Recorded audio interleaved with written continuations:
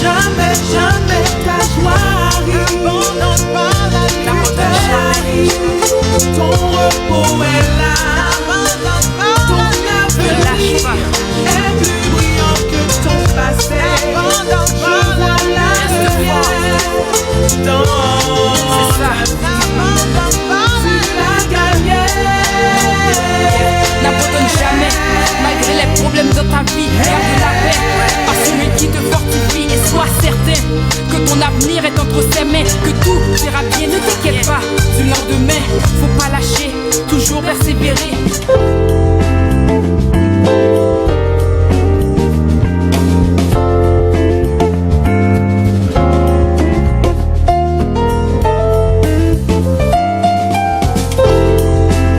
Écoutez tous les dimanches de 17h à 18h sur Radio Elias l'émission Atmosphère Gospel. Atmosphère Gospel est une émission qui promote la musique chrétienne, concerts, reportages, entrevues, tout sur les secteurs évangéliques d'ici et ailleurs. Atmosphère Gospel, la musique chrétienne autrement. Dimanche 17h-18h, animé par Jean-David Nicolas.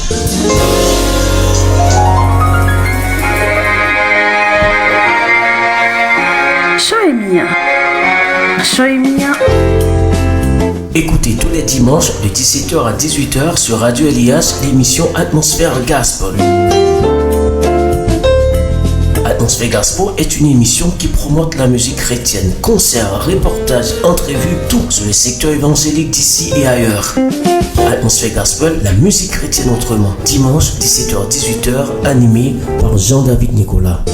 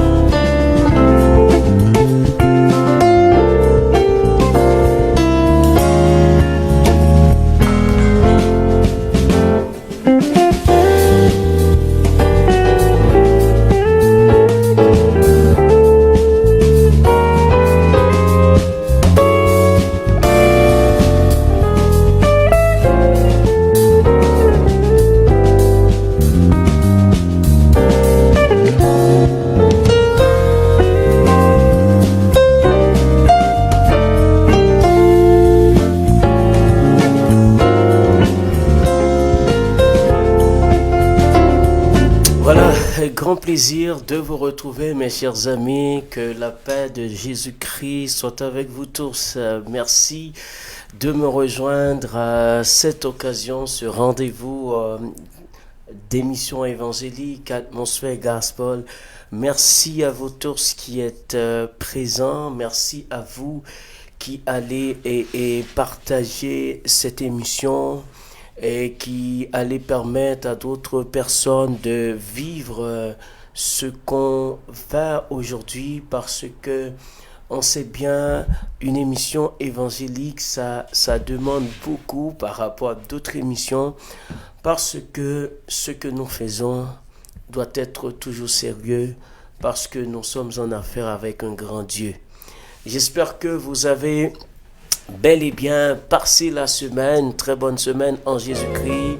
Vous avez été au travail, vous êtes de retour. Bien, merci à vous. Je vous prie d'ores et déjà de partager cette émission.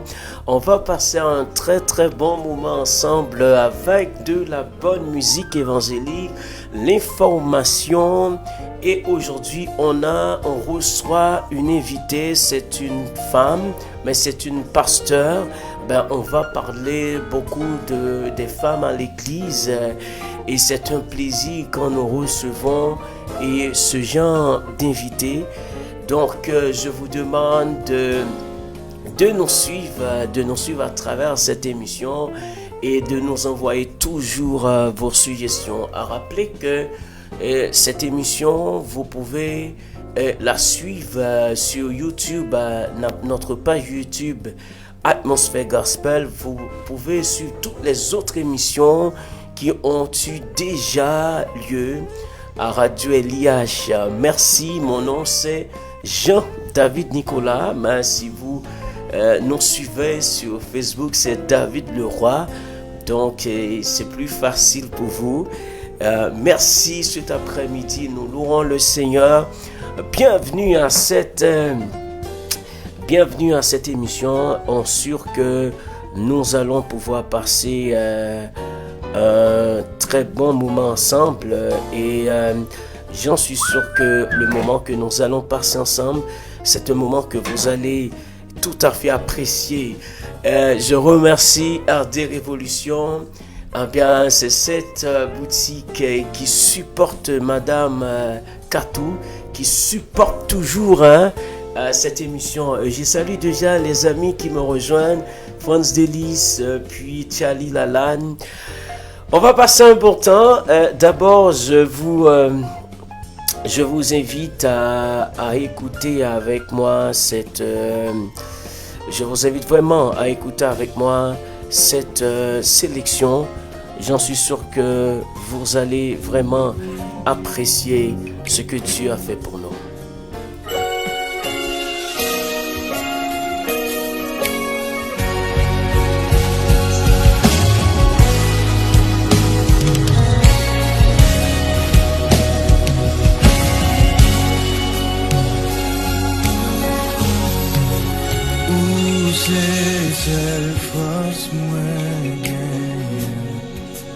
C'est l'espoir sans mots de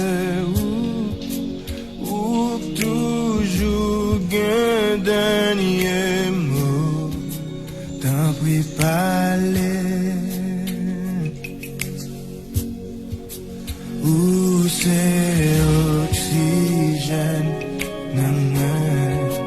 ou indispensable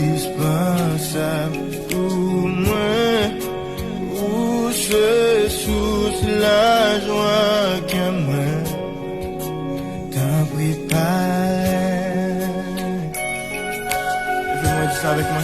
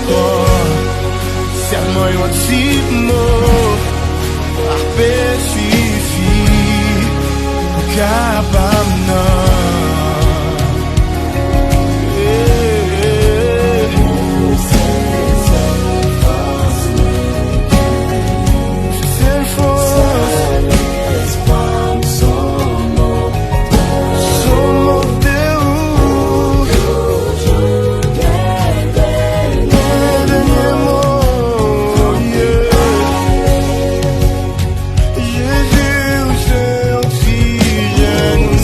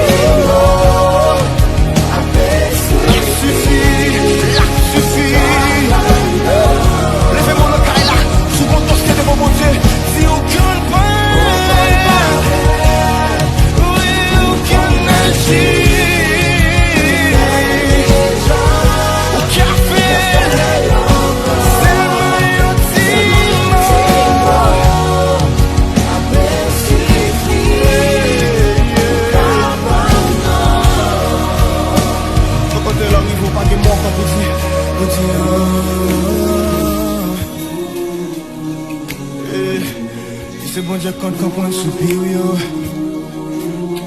C'est bon Dieu comprenne son pas qu'à dire yo.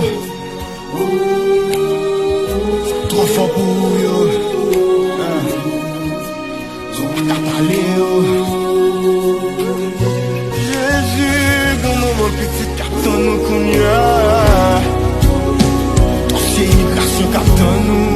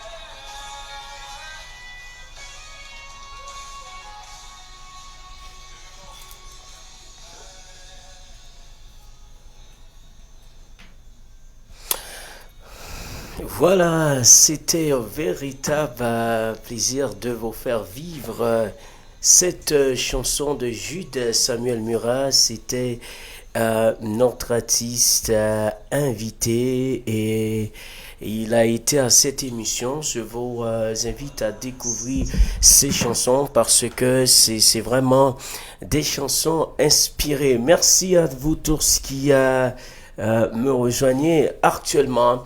Nous allons passer à la pensée du jour. Mais cette pensée, je vais la porter d'un auteur très connu.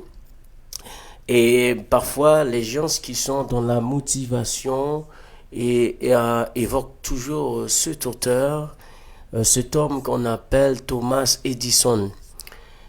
Mais il faut dire que très souvent, les gens qui écrivent sur les scientifiques, ils vous présentent toujours des scientifiques comme si des gens qui ne croient pas en Dieu, à qui Dieu ne donne pas certaine intelligence. C'est pourquoi il faut faire très attention.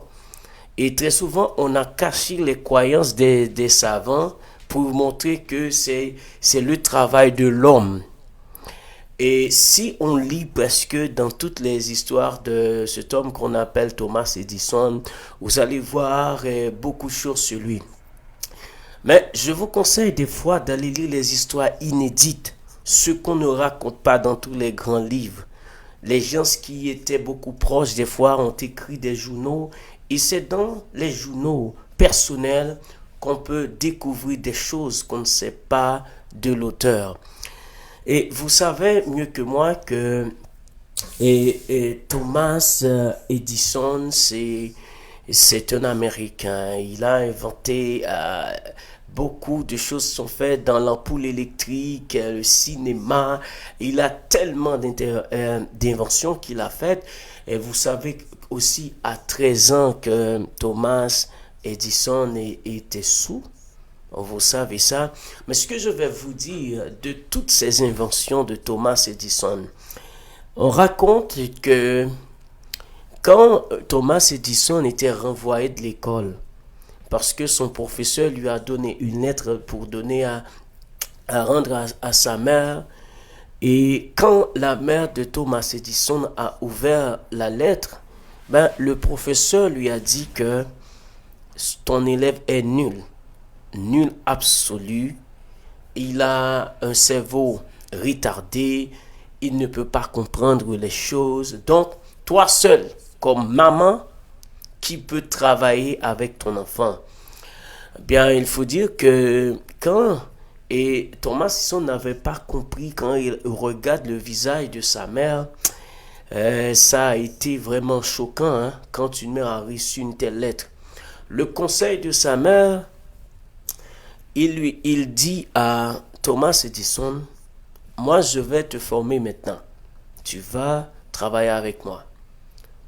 Il a conseillé Thomas Edison de lire le livre Proverbes, parce que la sagesse, c'est la connaissance. Et dans la bibliothèque, dans les livres, c'est pourquoi Thomas Edison était autodidacte. Mais ce qu'on a caché très souvent, c'est que quand il commence à lire, à chercher à lire, à développer sa lecture en lisant Proverbes, c'est là qu'une somme de connaissances, qu'une somme de percées, une série de choses que Thomas Edison commence à percevoir en lisant. En lisant chaque jour, il lit une partie du livre des Proverbes de Salomon qui se trouve dans l'Ancien Testament. Il fait sa vie, il fonde sa foi. Et arrivant un jour, il dit: puisque la connaissance vient de Dieu, eh bien, je vais utiliser toute la connaissance que Dieu m'a donnée. Eh bien, c'est à partir de là que Thomas Edison, l'homme que le professeur a renvoyé chez lui, aujourd'hui, il a laissé plus de 1034 brevets. Beaucoup d'inventions, c'est exactement ça. Un homme qui a toute sa reconnaissance à sa mère d'avoir permis à lui de lire le livre de Proverbes. Et quand on lit, vous-même, si vous allez lire le livre de Proverbes, vous allez constater, c'est un livre qui raconte beaucoup, qui donne beaucoup de conseils. Et surtout Proverbe 8, celui qui m'a trouvé a trouvé le bonheur. La connaissance est à moi. Eh bien, c'est pas l'école, hein, c'est pas l'ensemble des formations universitaires qui ont permis à Thomas Edison de faire son nom aujourd'hui partout. Et toutes les grandes recherches aujourd'hui, les gens qui ont pris le doctorat, c'est sûr. Et ils ont continué l'œuvre de Thomas Edison. Mais Thomas Edison était renvoyé de l'école grâce au livre de Proverbes. Et toute sa vie, Thomas Edison est consacré exactement sa vie dans ses laboratoires et dans son intimité avec Dieu. Et l'une des dernières choses que Thomas Edison avait vécu, il faut dire que à cette époque, beaucoup de collègues Thomas Edison et des inventeurs comme lui, se moquent de lui, de dire: regarde, tu parles de Dieu très souvent, mais pourquoi? Mais lui, il était insisté sur l'une des choses que Thomas Edison n'avait pas compris, c'est quand une partie de l'enlèvement de l'Église. Il dit que quand Paul a dit à un signal donné, les morts en Christ se susciteront, et Jésus-Christ lui-même a dit: 2 personnes seront sous un même toit, l'un sera laissé et l'autre sera pris. Ça a tourmenté la pensée de Thomas Edison pour savoir comment une personne va être prise, l'autre, alors qu'elles se couchent ensemble, alors qu'elles sont côte à côte, comment ça va se faire? C'est alors que, en discutant avec ses collègues, et il a fait une expérience et qui a prouvé cela. Il a pris beaucoup de sable, des sables, et puis il a pris des fines métals, des fines métals. Il a pris des fines métals et Thomas Edison a tout mélangé. Et puis il a pris un aimant. Et puis il met l'aimant. C'était pour ses collègues de regarder tout. Les fils métalliques montent, pourtant les fils métalliques font seul avec tous les sables qui sont là. Les fils métalliques montent et puis tous les sables restent. Ça, c'était une preuve. Donc, à part de ça, depuis lors que Eh bien, et Thomas Edison, aujourd'hui, l'homme qui est autodidacte, et on l'a accusé de nul, d'étudiant nul. Aujourd'hui, tout le monde s'inspire de Thomas Edison. Regarde les grandes pensées. Et c'est pour cela que Thomas Edison a conclu pour dire que votre valeur se trouve dans ce que vous êtes et non pas dans ce que vous avez. Votre valeur se trouve dans ce que vous êtes, non pas dans ce que vous avez. Parce que Thomas Edison n'avait rien, d'autant plus il était sourd par rapport à ses collègues qui étaient formés dans les grandes écoles. Mais les inventions qu'il a faites, les collègues ne pouvaient pas. Donc il a fini par voir, c'est pas ce que vous avez qui est important, mais c'est ce que vous êtes. Et ce qu'il était, c'est par rapport à sa mère qui lui avait légué le livre de Proverbes pour lire. C'est une façon pour dire à vous tous qui me suivez en ce moment, et Dieu n'a pas besoin, vous n'avez pas besoin d'être un très grand dans ce monde pour Dieu faire de grandes choses avec vous. Vous n'avez pas besoin, peut-être il y a des gens qui sont regrettés de n'avoir pas été ceci, de n'avoir pas été doctorat, de n'avoir pas fait de grandes études. Et parfois les gens pensent le fait qu'ils ne font pas de très grandes études, c'est un échec pour leur vie. Mais si nous regardons Thomas Edison, vous allez voir, c'est pas un échec. Avec le peu de savoir, le peu de connaissances que vous avez, la sagesse de Dieu, le savoir de Dieu, peut vous aider à faire des grandes choses et permettre à la génération future de citer également votre nom. Donc ce n'est pas seulement Thomas Edison, il y a beaucoup d'auteurs que vous avez mieux que moi qui n'ont pas eu un très bon passé en termes de formation, de savoir, mais aujourd'hui à l'école, à l'université, partout, leurs noms sont cités. Donc, je voulais vous partager cette pensée encore de Thomas Edison, disant que votre valeur se trouve dans ce que vous êtes et non pas dans ce que vous avez, mais ce que vous êtes en Christ, ce que vous êtes en Dieu, parce que vous pouvez avoir tous les grands titres de ce monde, vous êtes malheureux, et vous savez mieux que moi, il y a beaucoup de gens qui sont milliardaires dans le monde, ils n'ont pas la paix. Ils n'ont pas la paix, ils n'ont pas le bonheur. Il y en a même qui se sont suicidés. Alors je voulais franchement partager également cette pensée avec vous. On va chanter davantage. Je vous invite à suivre une autre vidéo. Après quoi, on va passer directement à notre invité du jour, que je vous prie de partager, de suivre cette émission, de like notre page et puis sur YouTube. Merci à vous et à d'autres personnes qui nous rejoignent maintenant. Et voilà, on va passer ce moment ensemble avec vous et j'en suis sûr que vous serez tellement ravis d'être là.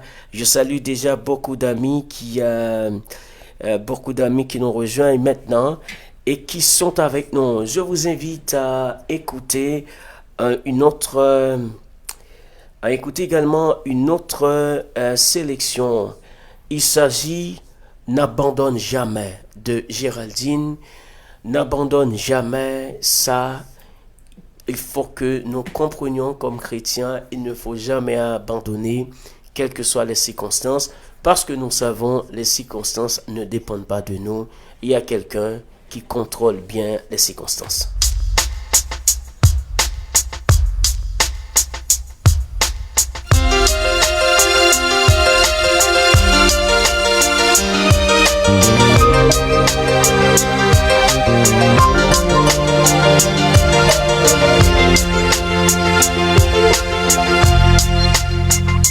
Parfois la vie te paraît si triste, tout est sombre, c'est le désespoir, tu ne sais où aller, ni vers qui te tourner.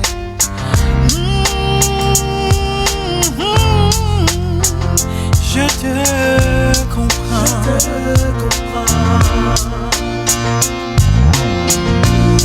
Tout te siffle à l'oreille que tu ne faut rien. Sache bien que c'est faux. Ne te laisse pas tromper. Tu ne peux pas croire que tu es inestimable. Mais oui, tu l'as, c'est sûr.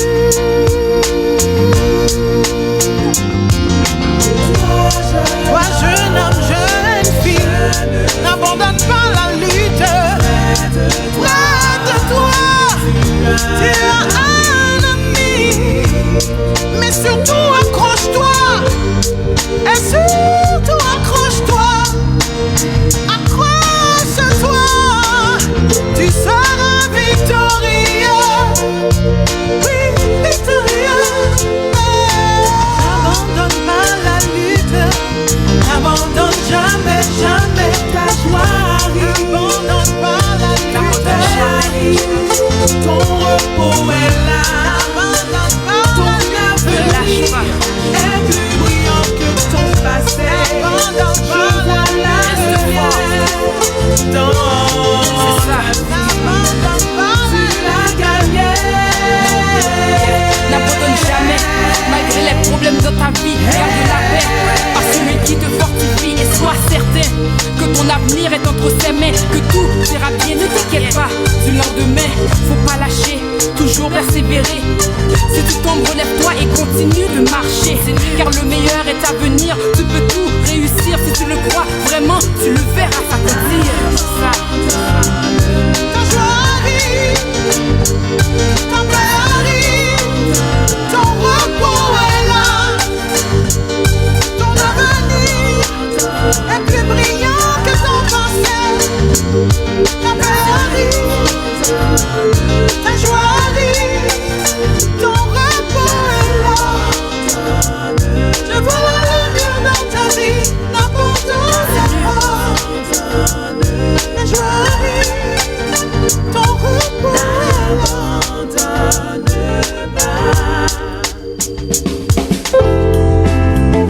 Voilà, ta joie arrive, n'abandonne jamais. C'était exactement la voix de... C'était exactement la voix de Géraldine, une artiste évangélique qui nous a apporté cette sélection. Merci à notre artiste Marlene Tony qui est là, petite Chrisla, Marie-Daline et puis RD Révolution et supportez-nous. Bon, aujourd'hui, c'est un plaisir comme je vous ai annoncé. J'ai l'honneur de recevoir une pasteur et très souvent on toujours croit que les hommes sont les pasteurs, toujours des hommes qu'on voit pasteurs, mais aujourd'hui c'est un peu assez très spécial de recevoir également une pasteur avec qui on va parler du ministère des femmes à l'église et puis il y a beaucoup d'autres choses on va essayer de découvrir et c'est pasteur Mylène Gilles. Pasteur, bonsoir pasteur, Dieu vous bénisse, merci de répondre à notre invitation pasteur. C'est un plaisir et un privilège. Merci, serviteur, de m'avoir invité. Je suis honorée d'être là parmi vous. En fait, pasteur, je dois te dire, au moment que tu entres dans la salle, franchement, ton sourire, tu apportes pour moi ton sourire, tu apportes une sorte de grâce, Amen. Une sorte de beauté. Et franchement, je fais l'émission, mais je dis Dieu merci. Hein. Nous avons vu que les créatures de Dieu mettent leur beauté pour louer le grand Dieu. Absolument, absolument. C'est avec plaisir. Bon, et moi, quand j'ai vous abordé, pasteur, parce que je me suis dit que c'est important quand on écoute une femme pasteur, c'est pas quelque chose qui est facile de trouver une femme pasteur. Et sinon que, bon, ce que je sais, c'est Joyce Meyer et internationale que je vois comme une femme qui prêche tout le temps devant un large public. Mais quand je regarde ici et je fais des recherches, alors pas trop de recherche, mais j'ai vu c'est toi et qui est avec ce titre pasteur, donc je me suis dit c'est important. Alors pasteur, bien avant que nous nous partagions également le sujet, est-ce que vous pouvez nous faire une brève présentation de la personne? Salutations à tous. J'aimerais encore une fois vous remercier pour le privilège d'être ici. J'aimerais remercier le Seigneur Jésus-Christ aussi pour cette opportunité. Mon pasteur principal, pasteur Mathieu Essesele de l'ambassade du Christ. Merci de m'avoir permis d'être là ce soir. Alors, mon nom est pasteur Myrlène Jean-Gilles.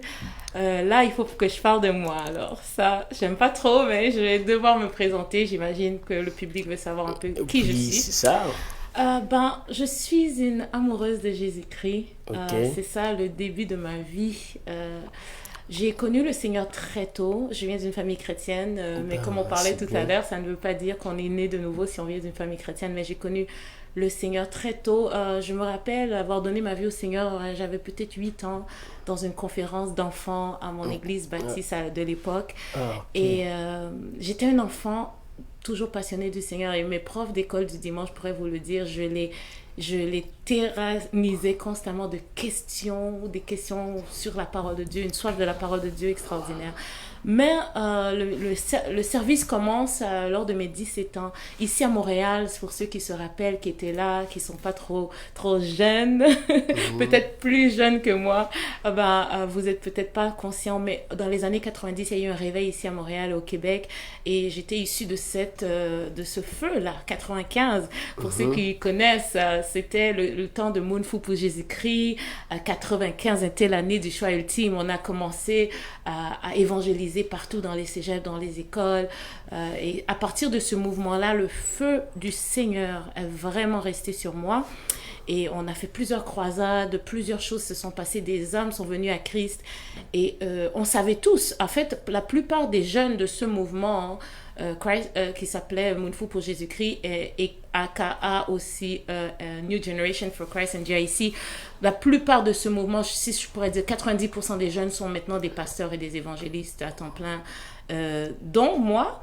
Et je me rappelle qu'à cette époque, plusieurs, on est allé se former. Et moi, j'ai été me former à la FTE, la Faculté théologique évangélique, où j'ai reçu ma formation théologique. Et ensuite, la mission a commencé tout de suite après. J'ai fait plusieurs pays où on établissait des églises, en Europe, en Afrique, un peu partout dans le monde.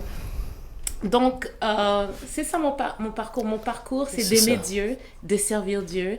Et bien entendu, j'ai été reconnue comme pasteur, pas parce que je me suis autoproclamée pasteur, mais parce que j'ai été reconnue par le collège d'anciens qui ont vu en moi le don de pasteur et la potentialité et le ministère pastoral en moi. Et c'est comme ça que j'ai été nominée pasteur.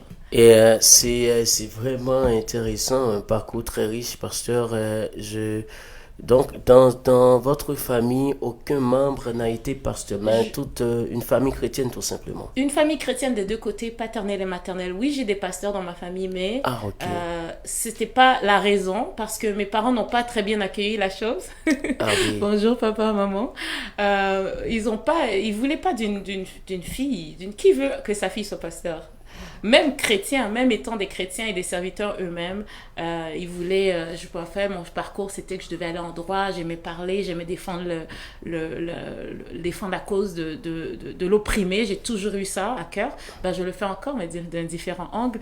Et non, ils voulaient vraiment que j'ai une carrière ailleurs ça a été un choc pour eux, mais quand on a l'appel du Seigneur, il n'y a rien qui peut nous influencer autrement de suivre le parcours du Seigneur, l'appel du Seigneur. Et vous avez été consacré pasteur, ça il y a combien de temps?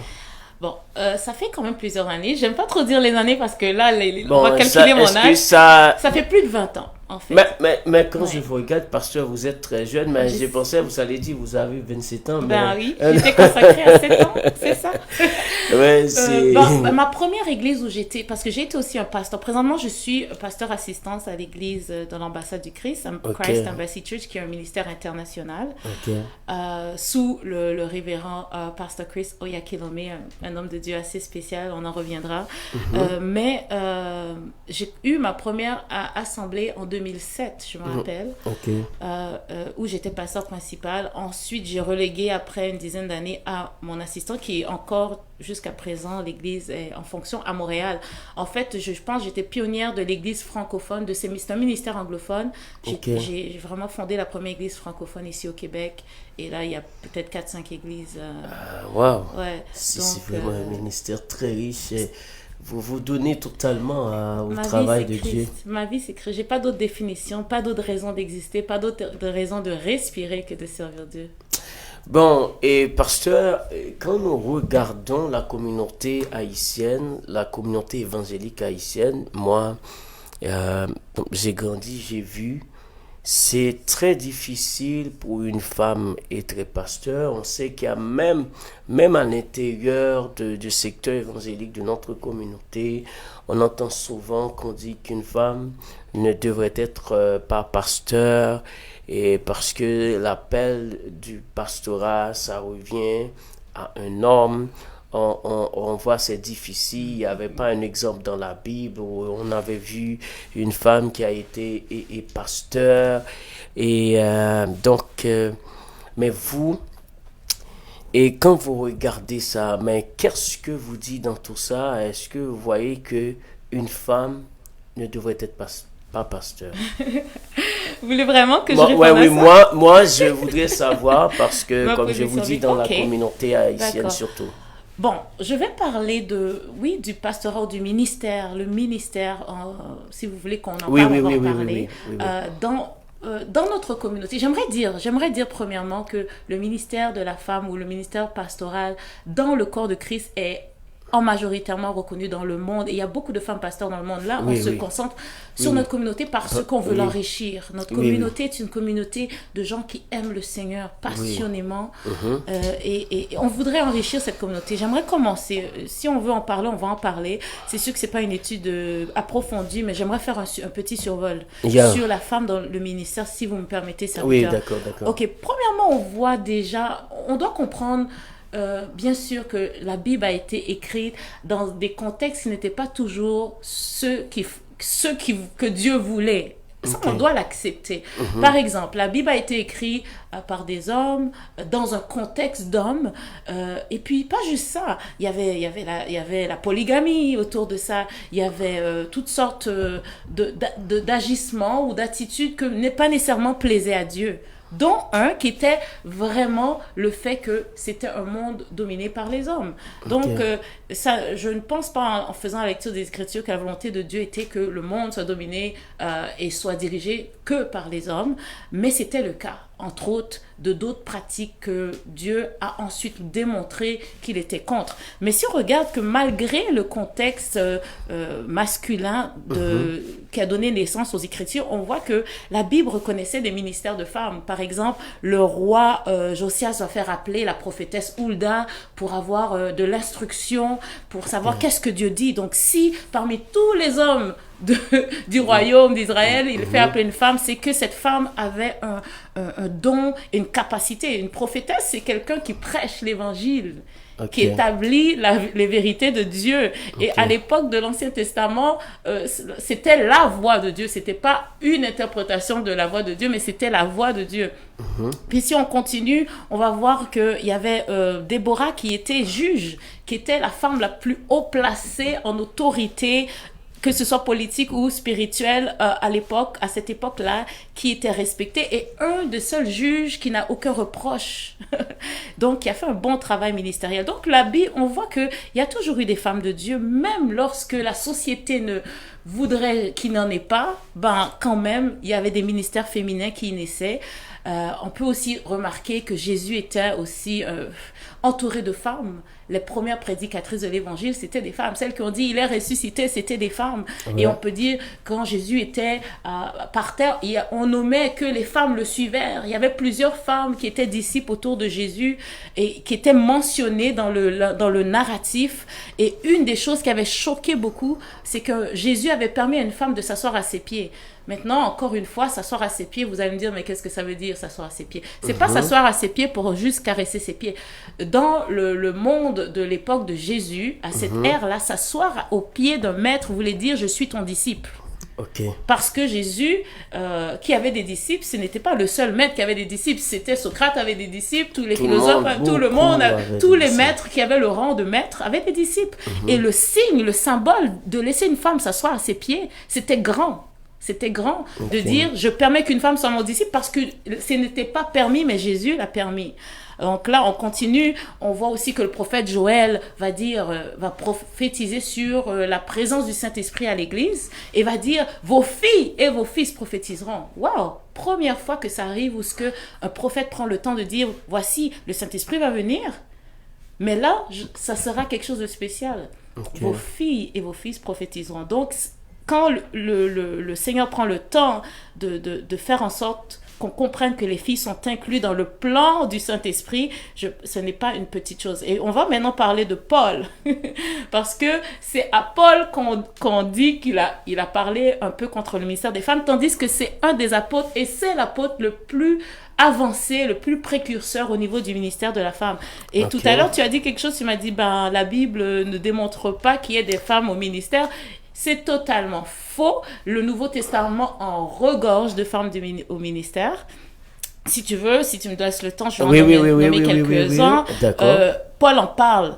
Paul en parle dans Romains 16. Allez lire Romains 16 au grand complet et vous allez voir le nombre de collaboratrices. Vous savez, pour nous, peut-être dans notre communauté haïtienne, ça veut peut-être pas dire grand-chose les noms parce que ce sont des noms grecs.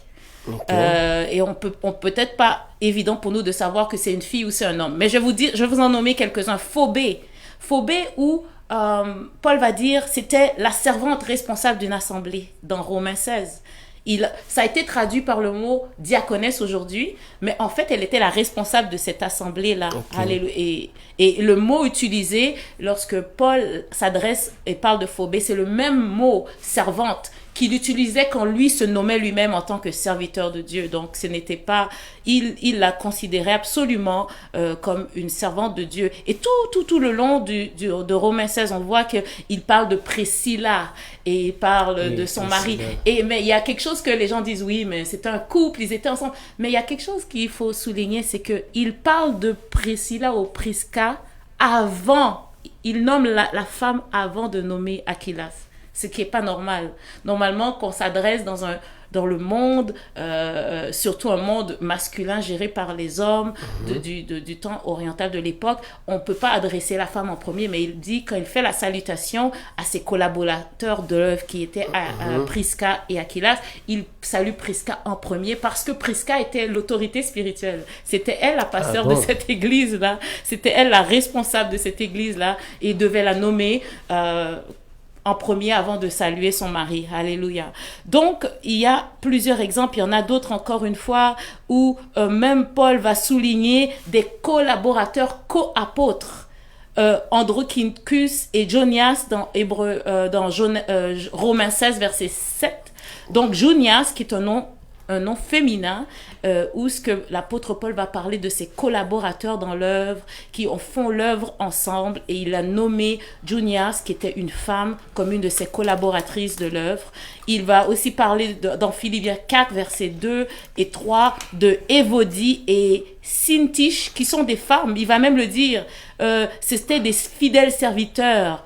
Elles étaient avec moi, des compagnons d'œuvre, et il parle d'elles au féminin et il appelle ces deux sœurs des compagnons d'œuvre.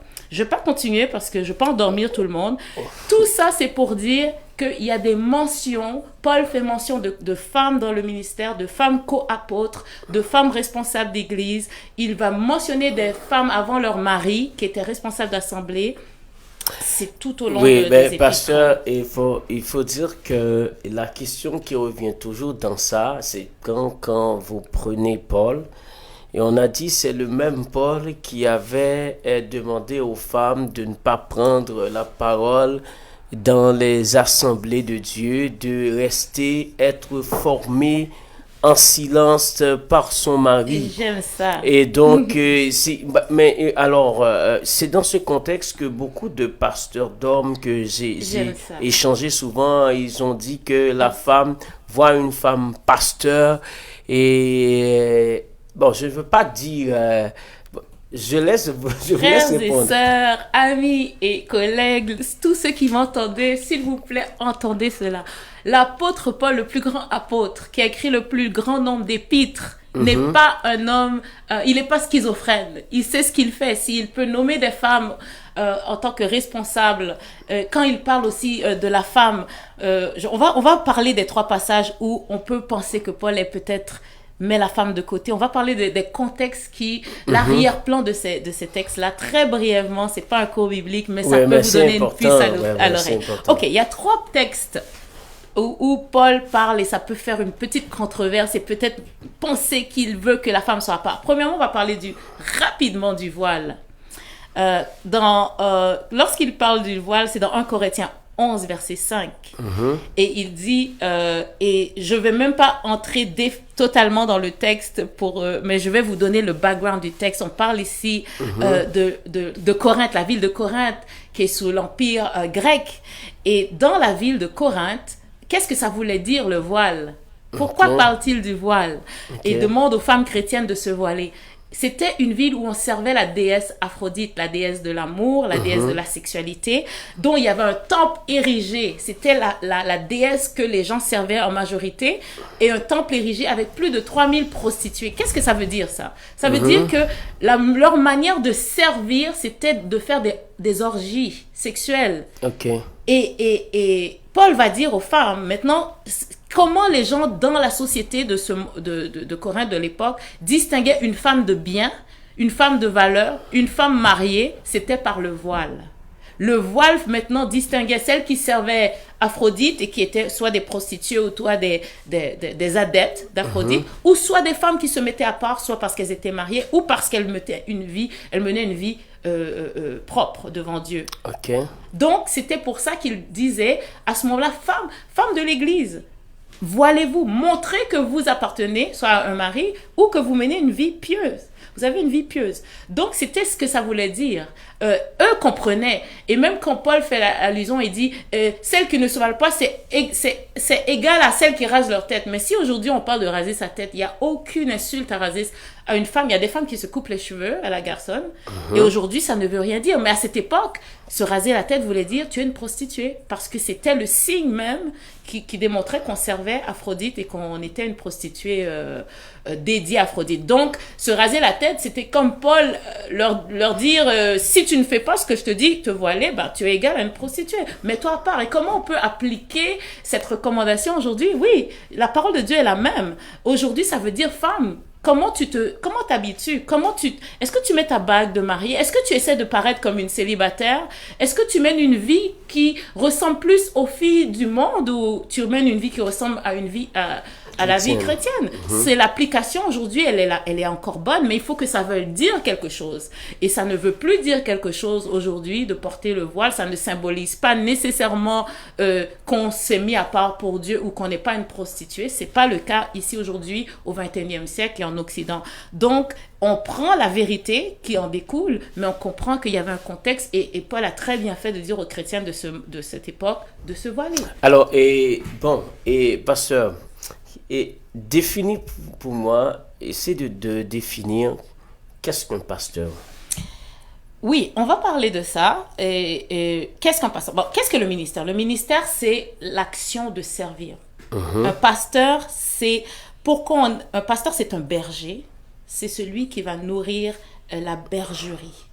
Et le pasteur vient de Éphésiens 4, versets 11 et 12. La Bible dit qu'il a donné certains comme apôtres, d'autres comme prophètes, les autres comme évangélistes et d'autres comme pasteurs et docteurs. Donc un pasteur est à la fois souvent un docteur aussi, pas tout le temps, mais c'est celui qui va prendre soin de la bergerie. Quels sont les gens qui sont dans cette bergerie-là? Ce sont les enfants du Seigneur. Donc un pasteur est appelé à prendre soin des brebis du Seigneur en leur donnant la parole, en les conduisant dans leur croissance spirituelle, en les gardant en Christ. Donc le pastorat, c'est une œuvre de service auprès des enfants de Dieu pour leur croissance spirituelle. Donc c'est à peu près ça le pastorat. On appelle souvent un pasteur aussi un berger. Un berger. Ou un père ou une mère, oui. Donc, ça veut dire que le fait que c'est un berger qui prend soin de ses troupeaux, qui a une œuvre, donc une femme peut peut avoir la capacité de prendre soin d'une assemblée, parce que quand on sait qu'il y a beaucoup de responsabilités en être pasteur, être disponible pour les fidèles et beaucoup de choses, et souvent, donc, votre conclusion, c'est qu'une femme peut bien diriger toute une assemblée. Je reviens aux Écritures. Oui, ma conclusion, c'est ça. Je reviens aux Écritures rapidement. Je sais pas si on a encore le temps, mais je vais essayer d'aller vite. Non, vous pouvez là avancer. où Paul parle, et je rentre même pas dans le texte parce que ce serait trop long, mais 1 Corinthiens 14, verset 34-36, où tu as mentionné tout à l'heure, où Paul dit de garder le silence et d'aller demander à leur mari. Ouais. J'arrivais à ça. Je voulais juste expliquer le contexte. Okay. Quel est l'arrière-plan? Quel est encore une fois l'arrière-plan de ce texte? Parce que les gens doivent savoir que les épîtres sont des lettres. Question-réponse. C'est un dialogue entre l'Église et Paul. Okay. Et Paul. Oui, et parfois Pierre, mais là on parle de Paul. Oui. Donc, il y a un contexte. On ne peut pas écrire une lettre où on répond à une lettre sans qu'on ne s'adresse pas à quelque chose. Yeah. Qu'est-ce qu'on fait aujourd'hui? C'est qu'on veut puiser le jus et l'appliquer à nous. Mais on ne peut pas juste lire et dire exactement comme ça a été dit, c'est comme ça qu'on peut le vivre aujourd'hui. Parce que si on fait ça, on sort de la vérité qui a été véhiculée. Par exemple, Paul va dire qu'elle garde le silence. Oui. Mais qu'elle soit. Maintenant, prenons un contexte, premièrement, où les femmes ne sont pas très éduquées. Surtout pas beaucoup éduquées dans la parole de Dieu. Ok. Et c'était pas donné à toutes les femmes d'étudier la Torah, même d'être lettrées. Donc c'était très normal pour Paul d'aller dire aux femmes. Et en plus, il s'adresse pas à toutes les femmes, il s'adresse aux femmes mariées. Ah, c'était aux femmes mariées. Il dit d'aller à la maison et de demander à leur mari. Alors celles qui n'ont pas de mari font quoi? Il parlait dans un contexte de femmes mariées. Si vous lisez tout le texte, vous allez voir qu'il dit d'aller demander à leur mari. Est-ce qu'on parle ici de la femme qui n'a pas de mari? Si c'était une vérité transcendante, une vérité absolue qu'il émettait, un dogme, alors pourquoi il n'a pas expliqué qu'est-ce que les autres femmes doivent faire à ce moment-là? D'ailleurs, garder le silence, ça veut dire quoi? Paul, est-ce que ça dit qu'elles ne doivent pas ni prier, ni chanter, ni parler, Donc, garder le silence, qu'est-ce que ça voulait dire? Lorsque, à l'époque, ceux qui avaient moins d'instruction devaient garder le silence devant ceux qui avaient de l'instruction. Tout simplement, c'est ce que ça veut dire. Les femmes et spécialement les femmes mariées, parce que là, on s'adresse aux femmes mariées, parce que imagine-toi, serviteur David. Oui. Imagine-toi que tu es marié avec une femme illettrée. Mais tu aimes ta femme. Moi, je pense que la chose la plus sage serait de dire à ta femme, quand nous allons en public, pose-moi les questions à la maison. Oui. Ne t'expose pas. Si un homme aime sa femme et qu'il sait que sa femme ne peut pas parler, n'a pas l'instruction pour parler, ou les questions qu'elle va poser vont montrer sa faiblesse, ce serait la meilleure chose à dire. Tais-toi lorsque on est en public et à la maison, je vais t'instruire. C'était une des meilleures recommandations. Je vais peut-être choquer des gens. Super bonne recommandation. Si on ne sait pas, on se tait et on écoute. Parce que c'était ça le contexte. Alors, pasteur, permettez que je lise le verset. Allez-y. C'est dans 1 Timothée 2, verset 12. Non, là, je ne parle pas de ce texte-là tout de suite. Hein. Là, je parle de 1 Corinthiens 14. C'est 1 Corinthiens 14? Oui. 1 Corinthiens 14? Oui, on va revenir à Timothée. Ok, 1 Corinthiens 14, qui parle de quoi? Verset 34. Des femmes voilées? Non, pas des femmes voilées, que la femme garde le silence. Ah, ok. C'est dans 1 Corinthiens 14, verset 34 et 36. Verset 34. Bon, je vais regarder.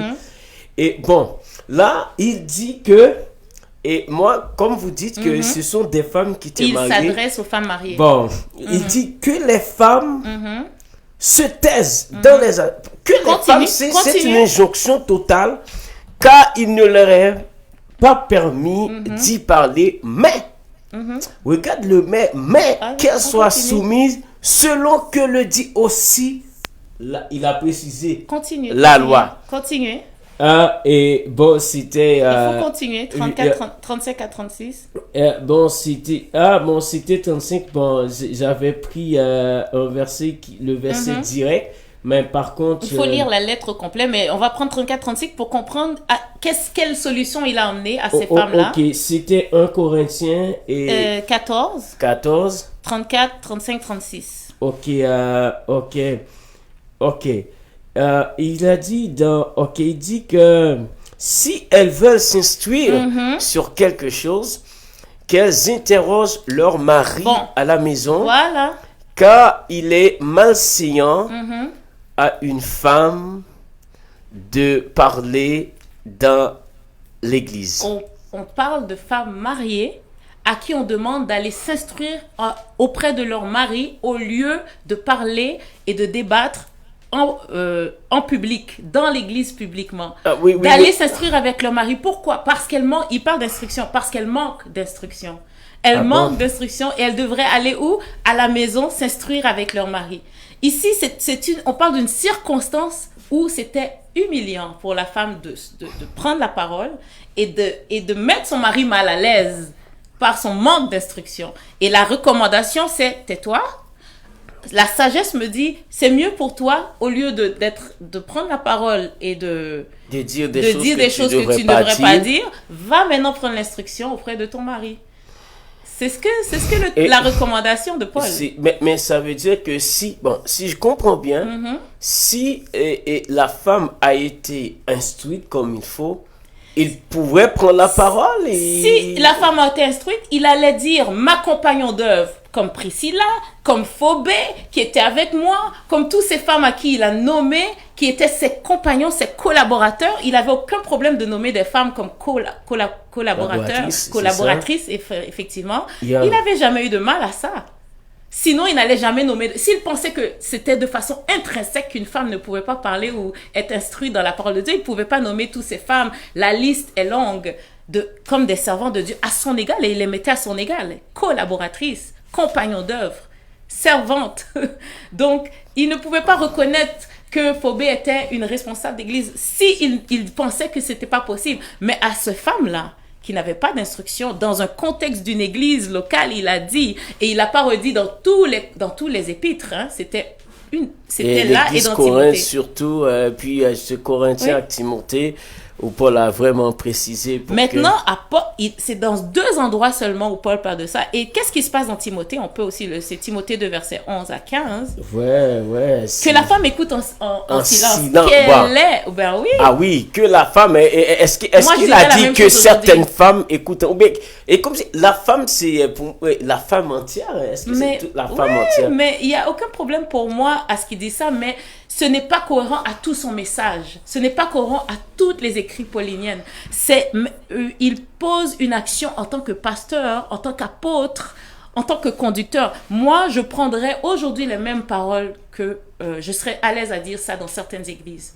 Quel était le contexte dans Timothée 2, 11 et 15 rapidement? Qu'est-ce qui se passait? Il y avait une crise. Si vous lisez tout, allez lire. Moi, je dis à tout le monde, au lieu de juste répéter des phrases. Non, mais je parle de lire tous les épîtres. Tous les épîtres, tous les épîtres de Timothée. Allez lire 1 et 2. Allez lire qu'est-ce qui se passe. En fait, vous allez vous rendre compte qu'il y a un problème avec Timothée, c'est qu'il y a des faux docteurs qui sont entrés dans l'église. Et tout au long, Paul donne des recommandations, comment empêcher ces faux docteurs-là de pénétrer, qu'est-ce qu'il faut faire. Et là, qu'est-ce qui s'est passé? C'était quoi l'arrière-plan? C'est que ces femmes-là c'était beaucoup des veuves et des femmes qui avaient des maisons sans mari. Ça, c'est le contraire. C'est des femmes qui avaient laissé des faux docteurs faire des services et ouvrir des églises dans leur maison et qu'elles étaient sous une mauvaise influence. Beaucoup de ces femmes-là avaient fait pénétrer des fausses doctrines dans l'église. Et Paul va répondre en disant, vous allez maintenant, taisez-vous et arrêtez tout cela. Allez prendre l'instruction. Et il va encore leur dire d'aller prendre l'instruction, d'aller se faire instruire. Si tu veux, tu peux lire. Ouais, je crois que si je ne me trompe pas... Il dit d'aller maintenant se faire enseigner en pleine soumission, en silence. Je pourrais dire la même chose aujourd'hui à certaines femmes. Ne vous laissez pas séduire par des fausses doctrines. Prenez l'instruction Et n'allez pas mettre... Vous savez, ça fait longtemps quand même qu'à Montréal, je suis dans l'évangile. J'ai vu toutes sortes de choses se passer. J'ai vu des gens faire des réunions de groupes dans leur sous-sol, sans formation, donner toutes sortes de directions, de fausses doctrines. Et j'aurais bien aimé que Paul vienne dire à ce genre de femmes ou à ce genre de ministère, tais-toi, assis-toi et prends l'instruction. Tu veux lire? Ouais, si dans 1 Timothée 2, à partir du verset 10, tu dit... verset 11. Ok. À partir du verset 11, que la femme écoute l'instruction en silence avec une entière soumission. Je ne permets pas ici à la femme d'enseigner ni de prendre de l'autorité sur l'homme, mais elle doit demeurer dans le silence, car Adam a été formé le premier, Ève ensuite. Mais à la fin, il a dit que et ce n'est pas Adam qui a été séduit, c'est la femme qui séduite s'est rendue coupable de transgression. Attends, à la fin, il dit, elle sera néanmoins sauvée en devenant mère si elle persévère avec modestie dans la foi, dans la charité et dans la sainteté. Absolument. Effectivement, il est en train de faire une exhortation, une correction très sévère envers... Et il parle de séduction parce que c'était vraiment cela. Une femme qui se laisse influencer par des fausses doctrines et qui essaie de prendre l'autorité ou l'avant-plan de la mauvaise manière, cette correction est encore la même aujourd'hui. Tais-toi, écoute et prends l'instruction que tu dois prendre. Et effectivement, il y a un rappel à Ève qui s'est fait influencer. Vous savez, ici, on parle encore de femmes qui n'ont pas l'instruction qu'il le faut et qui veulent quand même prendre de l'avant. Je ne vais jamais dire que toutes les femmes sont appelées au ministère. Je ne vais jamais dire que toutes les femmes doivent être des pasteurs. Allez-y, ça prend un appel, ça prend une formation. Mais si on a l'appel et la formation, et que Dieu nous valide, il n'y a aucune... De la même manière que Paul travaillait avec des femmes, et les appelait ses partenaires et ses collaboratrices, nous sommes aussi des partenaires dans l'œuvre de Dieu, avec Dieu de la même manière. Mais s'il y a aussi des femmes qui veulent aller dans des fausses doctrines et s'élever contre leur mari, s'élever contre l'autorité, elles doivent être aussi reprises de la même manière et on va leur dire de se taire. La rébellion dans l'église n'aura jamais sa place. Et il traitait quelque chose. Encore une fois, tu lis ça, mon serviteur de Dieu, comme si Paul faisait un décret. Il ne faut pas oublier que ce n'est pas un décret qu'il est en train de faire. Il est en train de parler d'une circonstance. Il y a une action qui a été posée qui a fait qu'il a répondu à cela. Bon, pasteur, c'est vraiment c'est vraiment un très bon débat. Et maintenant, cette question, est-ce que quelqu'un peut être appelé pasteur sans qu'il ne fasse pas de l'étude en théologie? Est-ce que l'appel doit marcher avec une étude en théologie? L'appel, c'est Dieu qui le fait. Ok. Et ça n'a rien à voir avec des études en théologie. Par contre, ça a à voir avec de l'étude de la parole de Dieu. Donc, de quelle manière cette personne doit acquérir une formation? Tout à l'heure, tu parlais de Edison qui a acquéri une formation en tant qu'autodidacte. C'est ça. Il y a des gens qui sont appelés pasteurs et qui étudient la parole de Dieu très bien, qui sont autodidactes, qui sont aussi chapeautés par d'autres serviteurs de Dieu. En fait, aucun appelé, aucune personne qui se dit un appelé de Dieu, pasteur, prophète, ne peut fonctionner seul dans une île déserte. Ça prend, tout pasteur a un pasteur, tout pasteur a une autorité, a un mentor, a une autorité, a un ministère qui doit veiller sur cette personne-là, son bon cheminement, sa doctrine. Cette doctrine-là que cette personne doit aller chercher, cette fondation biblique, n'est pas nécessairement garante de la faculté théologique. Il y a des gens que Dieu appelle là, il y a des gens que Dieu n'appelle pas là, il y a des gens qui sont autodidactes, il y a des gens qui vont être formés dans certains ministères qui donnent de très bonnes formations, qui ne sont pas peut-être des formations universitaires reconnues, mais qui sont très, très, très bibliques. Alors, le chemin parcouru est vaste. On ne peut pas mettre Dieu dans une boîte, mais il faut être appelé et il faut être formé, ça c'est sûr. On ne peut pas laisser n'importe qui s'auto-déclarer proclamer, on voit ça ou beaucoup. Évangéliste et ne faisant partie d'aucune organisation, sous aucun chapeau, sous aucun mentor, et puis ça fait beaucoup de dégâts. Oui, mais parce que là, j'ai un problème parce que très souvent, comment on va faire savoir si la personne est appelée? Parce que et nous vivons dans dans la société avancée, quand vous dites vous êtes pasteur, la première question qu'on va vous demander, où est-ce que vous avez étudié? Où est-ce que vous avez... Et parce que là, pour la personne, si vous n'avez pas étudié dans aucune école, dans aucun lieu, dites vous êtes pasteur, ça peut ne pas vous prendre au sérieux. Ça, c'est très communautaire, encore une fois. Oui, Dans oui, notre oui. communauté, nous aimons les diplômes. Ouais, c'est sûr. C'est le diplôme avant tout. Moi, ma mère me disait, ton diplôme, c'est ton mari. Alors, beaucoup de jeunes filles haïtiennes se font dire la même chose. En fait, on aime les diplômes, mais il ne faut pas idolâtrer les diplômes. Il ne faut pas idolâtrer la formation académique officielle, parce qu'on peut apprendre de plusieurs autres manières dans la vie. Moi, je ne pense pas qu'un pasteur qui n'a pas étudié en faculté de théologie est moins un pasteur. S'il a un appel, s'il a une formation, s'il a étudié les Écritures, il est autodidacte et qu'il a fait un bon travail de fondation de la parole de Dieu, je ne vais pas le mépriser ou penser qu'il en sait moins. C'est une mauvaise façon de voir la vie. Et d'ailleurs, si un jeune aujourd'hui veut aller en affaires, veut construire, veut être un artiste, veut faire beaucoup d'autres choses, il sera aussi très méprisé dans la communauté. Donc c'est un problème généralisé, pas seulement au niveau du pastorat. On n'aime pas que les gens ne fassent pas partie de la norme et de ce qui est officiel, mais Dieu a beaucoup de chemin avec plusieurs différentes personnes. Ce qui est le problème, c'est les gens justement qui font un peu du n'importe quoi et qui sont pas vraiment formés et il y a de ça aussi, on peut pas s'en mentir. Oui, les gens qui sont autoproclamés, qui sont seuls sur leur île déserte et qui donnent des fausses paroles, qui ont des fausses doctrines, et ça fait honte. Mais il y aura toujours de ce genre de faux docteurs et faux pasteurs. C'était là dans le temps de Jésus, c'était là avant Jésus, et ce sera là toujours. Aujourd'hui, c'est encore là. Et discernez simplement. Si vous êtes fâché parce que vous dites qu'il y a trop de pasteurs, il y a trop d'églises, discernez. Vous avez la parole de Dieu, vous avez l'Esprit de Dieu. Et pasteur, vous êtes une femme, pasteur. Est-ce que dans votre parcours, ça arrive qu'il y a d'autres pasteurs qui ont compris ça un peu contraire quand vous dites vous êtes pasteur? Bien sûr.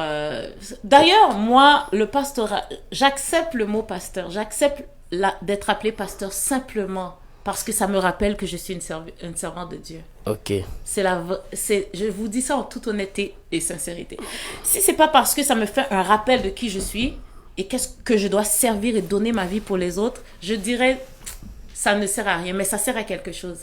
Ça sert à quelque chose. Parce que nous aussi, les gens qui sont appelés au ministère, les pasteurs, les docteurs, on peut oublier, hein. On peut se laisser aller vers les choses. On appelle ça, vous savez, quand les gens sont dans l'armée, ils doivent se concerner sur les choses de l'armée et pas les choses des civils. Alors nous aussi, on peut se laisser aller à être pris par les choses des civils, mais nous sommes dans l'armée de Dieu.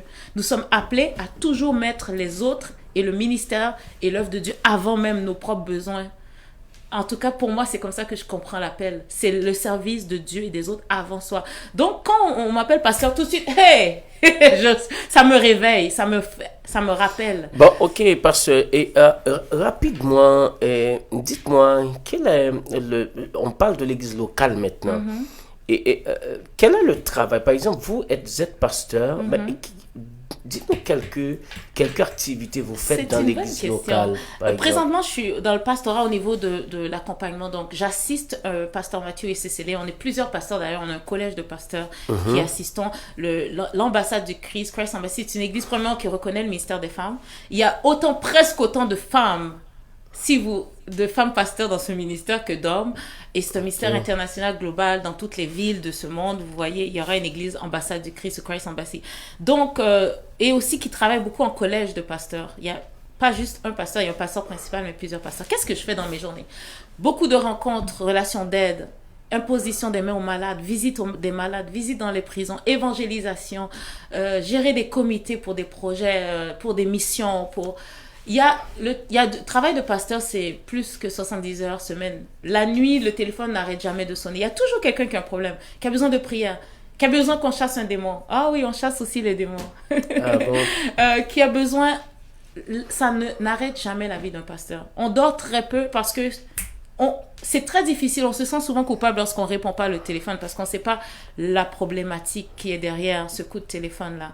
Donc, on fait des formations, on forme les gens, on forme le leader. Beaucoup d'activités. Beaucoup d'activités. Et ce n'est pas simplement pour les femmes pasteurs, le ministère des enfants, le ministère des jeunes. Oui, Effectivement, ce n'est pas ça. c'est Ce bien. n'est pas non plus seulement le ministère des femmes, une femme pour le ministère des femmes. Nous sommes le pasteur de tous et chacun.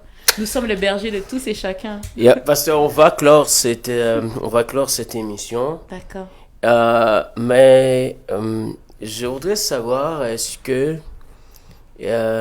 qu'un pasteur, dans la condition normale, doit travailler, ou est-ce il ou elle doit dépendre de l'Église pour prendre soin de sa famille, dans les conditions normales, je parle?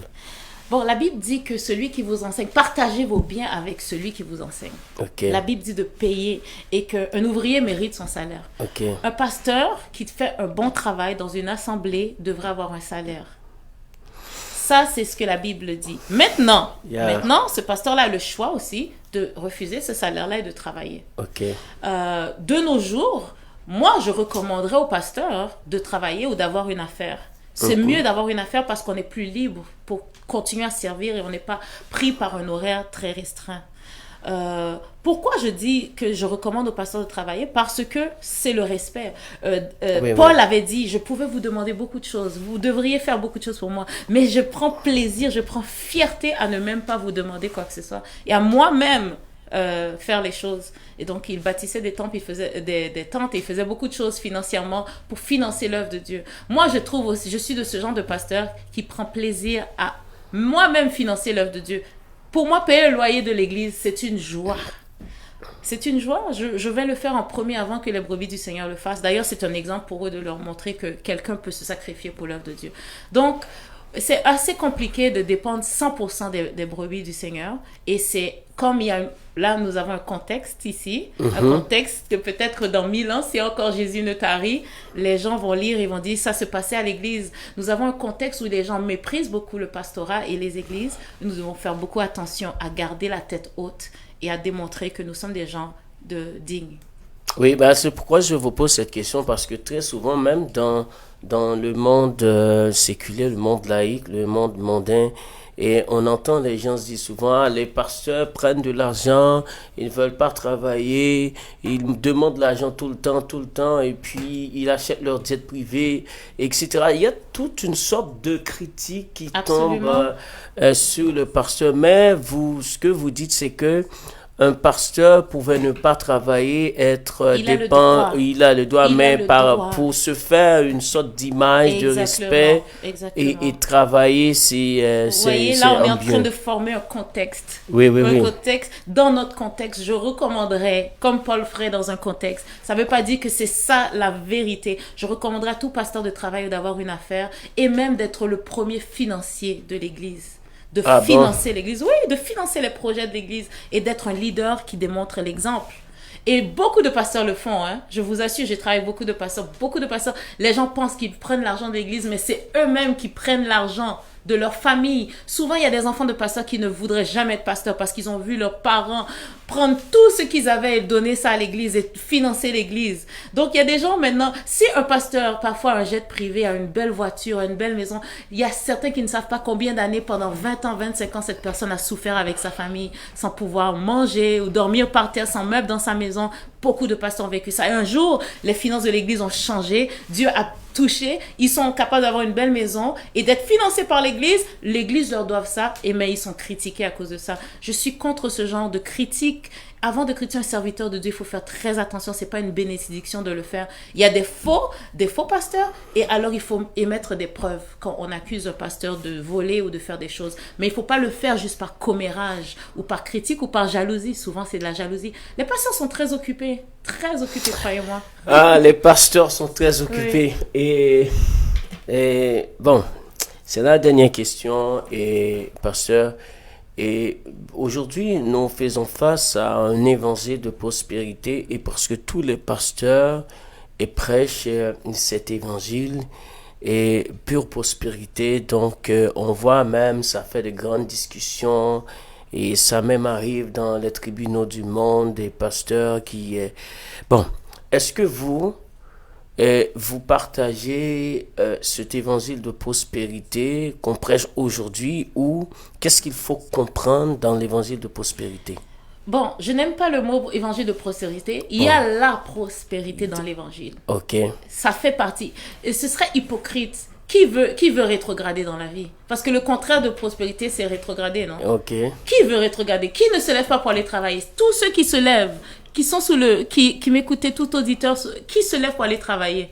Vous vous levez tous pour aller travailler, donc vous êtes tous pour la prospérité. Ok. Vous voulez avoir les moyens, vous voulez donner les moyens à vos enfants. Donc c'est normal, c'est sain de vouloir avoir de l'argent. C'est normal. La Bible dit que l'argent est une défense. L'argent répond à beaucoup de problèmes. Parfois, il y a si tous les enfants de Dieu ont de l'argent, est-ce qu'il va encore avoir de la pauvreté dans ce monde? Est-ce qu'il y aura des enfants, des malheureux, des orphelins qui vont crier jour et nuit pour du pain s'il y a des enfants de Dieu qui ont de l'argent? Donc, l'argent est important et elle doit tomber dans les bonnes mains. Un des problèmes qui se passe aujourd'hui sur la terre, c'est que l'argent est trop dans les mauvaises mains. Mettons l'argent dans les bonnes mains, des gens qui ont un bon cœur, et on va voir beaucoup de choses vont se passer sur la terre. Alors, je crois à la prospérité dans l'évangile. Mais par contre, la prospérité dans l'évangile, c'est que nous, comme l'apôtre le dit, comme Jean le dit, de prospérer comme l'état de son âme prospère. Il est impossible de prospérer à part si on va voler ou on va faire quelque chose de mal, mais prospérer en Dieu, c'est à contrepartie lorsque notre âme prospère. Et comment notre âme prospère? Elle prospère dans la parole de Dieu. Elle prospère dans la consécration. Et qu'est-ce qui va se passer? L'argent ne va pas tomber du ciel. Nous aurons des idées, comme Edison qui méditait sur le livre des Proverbes. Tout à l'heure, j'ai été très édifiée. Qu'est-ce qui s'est passé? Il a eu des idées, son cerveau s'est ouvert, ses capacités se sont multipliées. Et là, ça a créé une prospérité. Bon, et pasteur, c'est beaucoup de choses qui sont dites, hein, et je prends le soin de saluer certains amis, et merci à Gisli, et merci à Kingdom X Radio, Borel Rencher, et Clarence Jeune, et Silence One, Marlene Tony, Jean-Baptiste Darline. Merci à tous ceux et celles qui nous fait le plaisir d'écouter. On a été vraiment enrichis. Hein. Vous avez beaucoup lu, pasteur. Je vois que vous lisez beaucoup. Hein. Je lis beaucoup, j'aime beaucoup lire. Et ça, c'est intéressant. Et maintenant, si quelqu'un dit qu'il veut avoir le service de pasteur Mylène Jean-Gilles, est-ce que tout le monde peut avoir votre service? Venez à notre assemblée, 8250 Mountain Site à NDG, ambassade du Christ. Venez passer par mon assemblée. Je préfère qu'on vienne me voir physiquement qu'on m'appelle par téléphone ou bien qu'on m'envoie un message. Montessa, c'est quelle zone? Montessa, c'est NDG, Notre-Dame de Grâce. Ah, côté anglophone, oui. C'est une église anglophone avec traduction francophone. Ah, ok. Il y a quand même beaucoup de francophones. Mais oui, venez nous voir. Appelez-nous. Allez sur Google Christ Embassy Montréal NDG.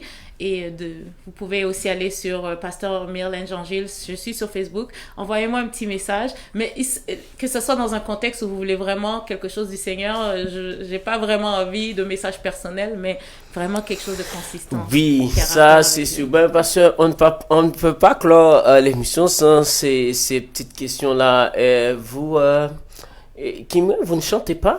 Si moi je chante? Oui. Tous les enfants de Dieu chantent, oui, non? mais vous n'avez pas le talent de chanter, non? Non, je fredonne. Ah, ok. Il y a des gens qui pensent que je chante, mais je fredonne. Moi, j'appelle ça fredonner, c'est pas du chant. Ah, ok. Donc, depuis quand avez-vous été en Haïti, pasteur? Oh, frère, pourquoi vous me posez des questions comme ça? Non, mais c'est qu'on doit terminer. Qui me gêne devant toute l'humanité, non, là. Non, mais je dois quand même poser la question. Je ne suis pas encore allée en Haïti. Ah bon? Oui. Je suis une Haïtienne qui n'a pas encore été en terre natale. Ah, ok. Oui. Bon, mais je suis surpris, mais si je comprends bien, et votre créole n'est pas ok. Alors, vous comprenez créole, je mais... Je comprends très bien le créole, je connais très bien ma culture et mon histoire. Je suis une Haïtienne très fière d'être Haïtienne, une capoise.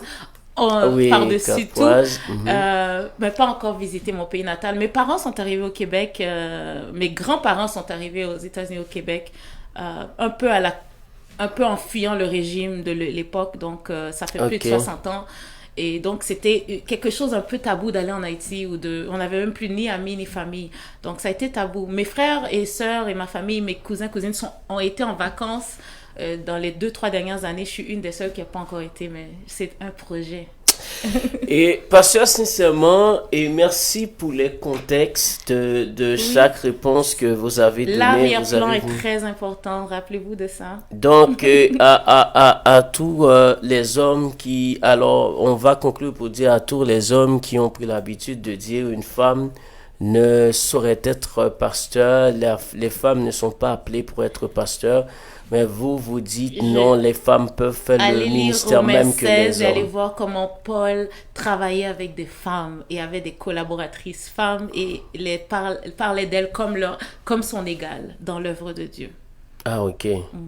Et on voulait finir l'émission, hein, mais juste une dernière question, ça, parce que vous voulez clair dans ça. Est-ce qu'une fois le mari est pasteur, est-ce que sa femme est pasteur automatiquement? Bon, c'est une question. C'est là la dernière question, et puis je ferme l'émission là. La dernière question. Tu veux qu'on coupe ma tête à Montréal? Non, pourquoi? Là, cette question est très importante. Elle est très importante. Parce que très souvent, moi, je vois ça.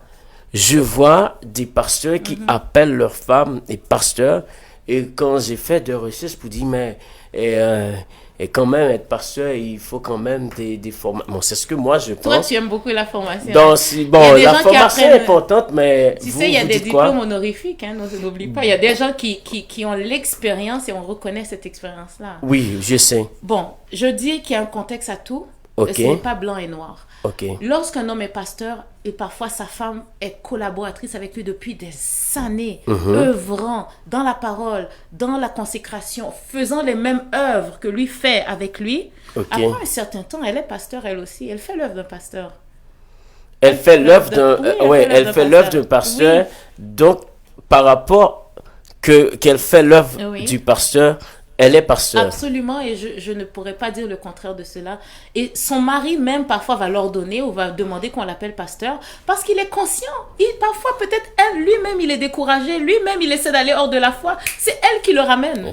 Alors dans sa conscience il sait que cette femme, celle qui soutient l'église, la vérité, celle qui jeûne pour les membres, celle qui me réconforte, celle qui me donne les messages.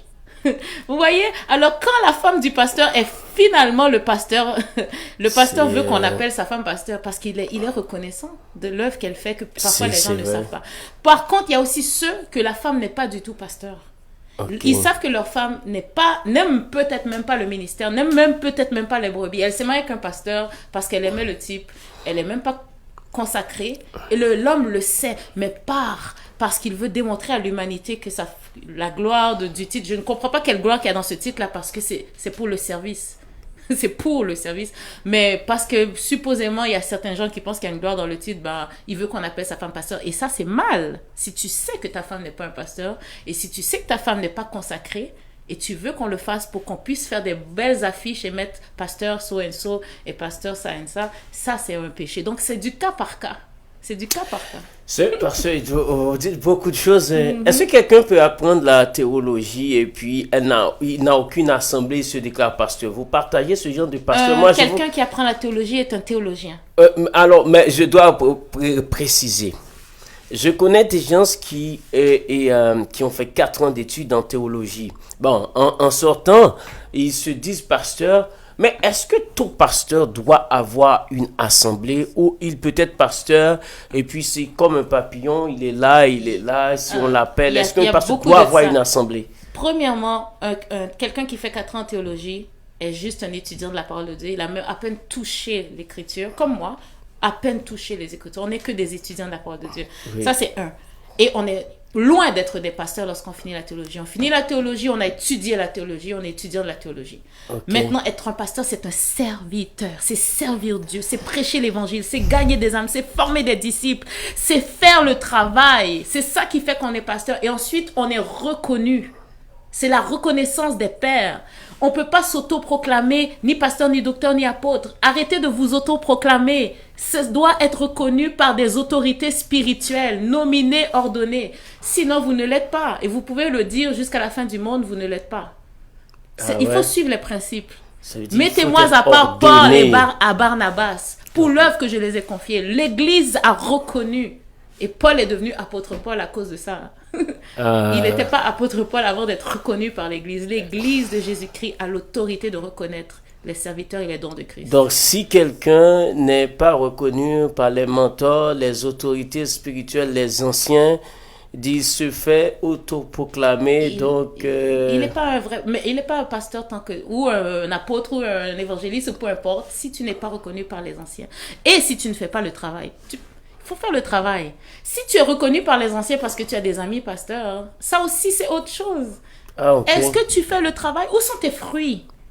Et à tous ceux qui disent qu'ils sont appelés, que personne ne les reconnaît pas, on ne me reconnaît pas, fais le travail tout simplement. Qu'est-ce que ça peut faire si l'homme ne te reconnaît pas? Fais le travail. Jésus va te demander quels sont tes fruits et pas si tu avais un titre. Merci, pasteur. Merci beaucoup. Serviteur de Dieu. C'est vraiment une entrevue édifiante. Je prends le soin de saluer pasteur Emmanuel Dessalines. Oh, il écoute? Bon, je vois pasteur, je sais pas, mais je vois pasteur Emmanuel Dessalines En tout cas, qui salut participe. pasteur et Emmanuel. Puis, Terkin Bogart et puis tous les autres amis. Et merci. Bon, pasteur, si vous avez un dernier conseil à donner aux femmes qui sont dans le ministère, dans le corps de Christ, quels seraient vos conseils, vos encouragements pour les femmes? Si tu es une femme et que tu sens l'appel au ministère, va te former, premièrement. Forme-toi dans la parole, deuxième. Et ensuite, fais l'œuvre. Fais l'œuvre. Je suis vraiment fatiguée avec les gens qui se disent qu'ils sont appelés, mais personne ne les reconnaît. Ce n'est pas le plus important d'être reconnu, c'est important de gagner des âmes, c'est important de former des disciples, c'est important de servir dans une église et de se soumettre à un serviteur ou une servante de Dieu, d'être soumis. Parce que celui qui cherche l'autorité doit être soumis à l'autorité. Donc si tu es une femme et tu as appelé au ministère, soumets-toi à une autorité, sers dans ton église, là où il y a un besoin, dans la prière, dans le jeûne, participe, donne ta vie. Et c'est en donnant ta vie pour l'œuvre de Dieu, pour les brebis du Seigneur, un jour, si Dieu le veut, tu seras reconnu. Et si tu n'es jamais reconnu, tu seras certainement reconnu par le Maître. Voilà, définitivement, merci. Et pendant que pasteur Emmanuel Dessalines, il faut... C'est mon papa. Ah oui, c'est votre père, mais il faut complimenter son assemblée parce que c'est très bien vu sur Facebook, très bonne technologie, pasteur. C'est pas juste très bien vu, la technologie que l'homme de Dieu, pasteur Emmanuel Dessalines, a amené, l'excellence qu'il a amené, c'est rien comparé au dépôt spirituel qu'il a à l'intérieur de lui. Oui, j'ai eu la chance de suivre lui et son des épouse. études. Oui. C'est des gens formés dans la parole, mais remplis du Saint-Esprit, je vous assure. Si vous avez des démons, allez les voir, vous serez délivrés. Si vous avez un problème, allez les voir. C'est important. Ils forment une assemblée de guerriers pour Christ. Ils se tiennent pour la vérité. En fait, il fallait pas me parler d'eux. Hein. Ok, merci. Bon, merci à tout chacun. Merci à vous tous qui avez suivi cette émission depuis son début jusqu'à la fin. Merci à vous tous. N'oubliez pas, vous pouvez suivre à nouveau cette émission sur la page Facebook Radio LIH. Et puis sur YouTube Atmosphère Gospel, sur la page YouTube Atmosphère Gospel, vous pouvez revoir et suivre cette émission. Ce serait intéressant. Et n'oubliez pas que vous avez fait le bon choix, le choix de servir Dieu dans des circonstances très difficiles. Et ça fait vraiment plaisir d'avoir appris beaucoup par le biais de cette la pasteur Myrlène et Jean-Gilles qui nous a vraiment apporté beaucoup de choses. C'est normal, il y a peut-être des choses que vous ne partagez pas, que vous partagez, ça arrive, mais l'autorité reste toujours la parole de Dieu. Amen. La référence, c'est la parole de Dieu. Donc, je vous souhaite de continuer à persévérer, à faire Dieu confiance. Ne laissez pas votre foi banalisée par des philosophies, par des gens qui apparaissent doctrines. Et il faut consolider votre foi davantage. Et je crois qu'il y a beaucoup de leaders de Dieu, beaucoup de révérends ici qui servent Dieu de manière fidèle et qui peuvent vous aider. Et c'est important d'avoir une assemblée. On comprend le contexte de la COVID. mais que la Covid ne vous Amen. refroidisse pas dans l'amour que vous avez pour le travail de Dieu. Et vous avez vu, même dans toutes les grandes persécutions, les gens ont toujours servi Dieu. Donc les persécutions ne peuvent pas arrêter les situations de ce moment, ne peuvent pas arrêter à vous qui êtes chrétiens de continuer à servir Dieu virtuellement en restant en contact avec votre assemblée et personnellement chez vous, parce que Dieu n'est pas seulement dans l'église locale, mais Dieu est partout. Il est chez vous, car il a dit, celui qui m'adore en esprit et en vérité. Amen. Merci à RD Révolution Cosmétique qui soutient cette émission, Madame Kato. Merci, et merci à vous tous, chacun qui a pris ce moment de suivre cette émission.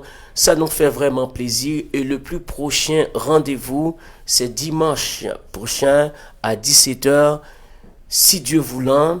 Et si vous voulez revivre cette émission, allez exactement à la page YouTube de Atmosphère Gospel. Vous pouvez suivre toutes les autres émissions et même celle d'aujourd'hui. Que Dieu vous bénisse. Je vous souhaite de passer une très bonne semaine en Jésus-Christ et restez là, persévérez dans le Seigneur.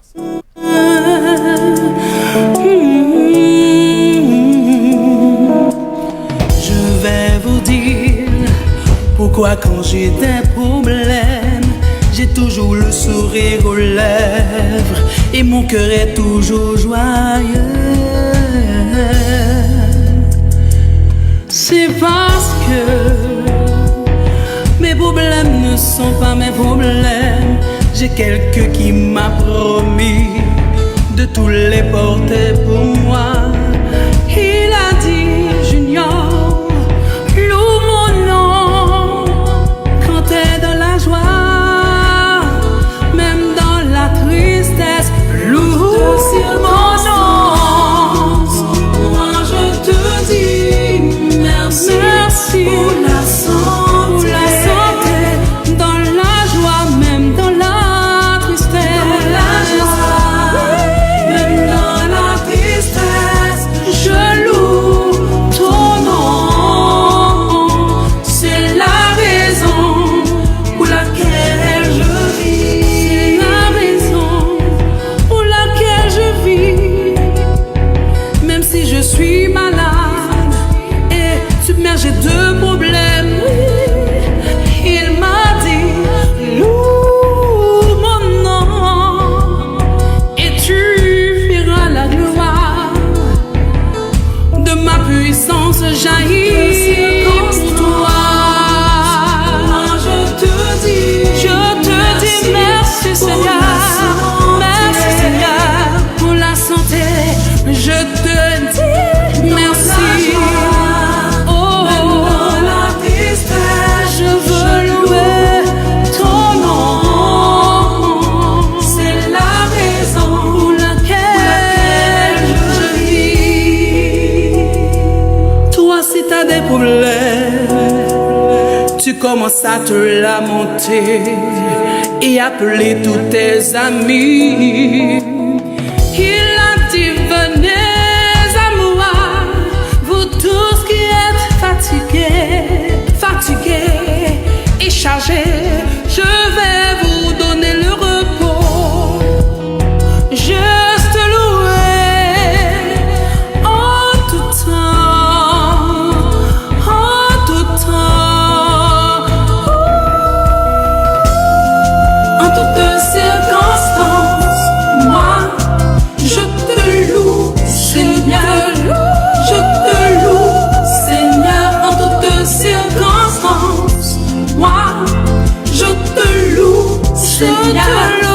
Je te loue, Seigneur. En toutes circonstances, oui, quand j'ai la tristesse, oh, même dans la tristesse, moi je te loue, Seigneur. Je te loue, Seigneur. Je te loue la joie, je te loue même dans la tristesse.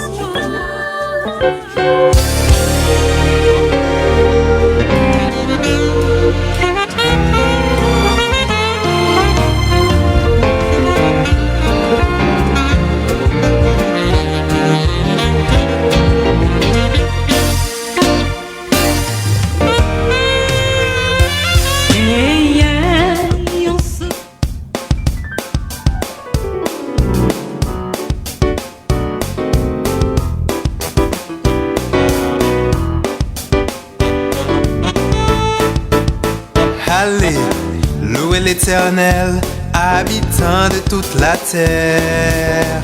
Louez son saint nom, éclatez-vous